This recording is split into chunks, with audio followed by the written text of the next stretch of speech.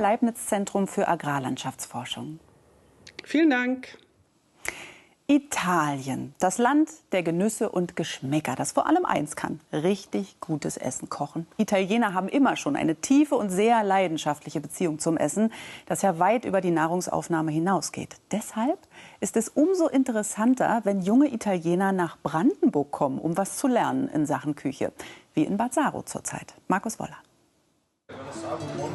Leonardo Vecchiato, Koch-Azubi aus dem norditalienischen Padua, macht heute klassisch Sushi. Na klar, in der Küche des Esplanade Hotels in Bad Saro geht's international zu. Ja, italienische Pasta gibt's manchmal auch. Leonardo selbst freut sich aber, dass er was über die Zubereitung deutscher Küche gelernt hat. Schnitzel very good. I really like currywurst and yeah. Schnitzel und Currywurst haben es ihm angetan. Seit 2 Monaten schnippelt und kocht der 19-Jährige nun schon in Bad Saro. Er ist einer von 5 jungen Italienern, die gerade in Brandenburg ein Praktikum absolvieren. Und hofft auf möglichst viele Tipps, wie er die vielen deutschen Touristen zu Hause später mal verwöhnen kann.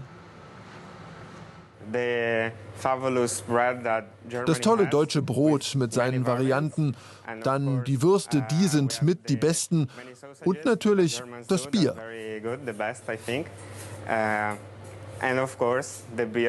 Die Hoffnungen in seinem Praktikumsbetrieb sind noch ganz andere. Als eines der ersten Unternehmen haben sie hier das Erasmus-Programm für Azubis für sich entdeckt und hoffen zukünftig auf noch viel mehr Interessenten. Jetzt müssen wir uns noch gucken, dass wir auch noch vielleicht Servicekräfte für uns begeistern können, noch mehr Kochpraktikanten, und daher würden wir uns sehr freuen, wenn das Ganze noch in der Zukunft noch weitere Früchte trägt. Möglich gemacht hat das der Gaststättenverband DEHOGA. Hier will man Firmen animieren, die Chancen des europäischen Erasmus-Programms zu erkennen, das ja hierzulande eher für studentische Austausche bekannt ist. Das Programm, was viele nicht wissen, ist auch offen natürlich auch für den Austausch von Unternehmern und auch natürlich von Azubis. Und das wird eigentlich gar nicht so richtig genutzt. Und deswegen wollten wir hier ein Zeichen setzen und auch unsere Unternehmer in die Richtung natürlich ein bisschen bringen, dass sie hier selbst aktiv werden sollen. Nicht nur in Brandenburger Küchen sind die Italiener unterwegs.